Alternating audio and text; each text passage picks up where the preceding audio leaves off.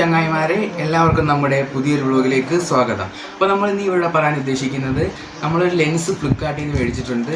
ഒരു ലെൻസ്, ഈ ലെൻസിൻ്റെ unboxing and review ആണ് ഇന്ന് ഈ വീഡിയോയുടെ നിങ്ങളെ മുമ്പിൽ ഞാൻ പരിചയപ്പെടുത്തി തരാൻ പോകുന്നത്.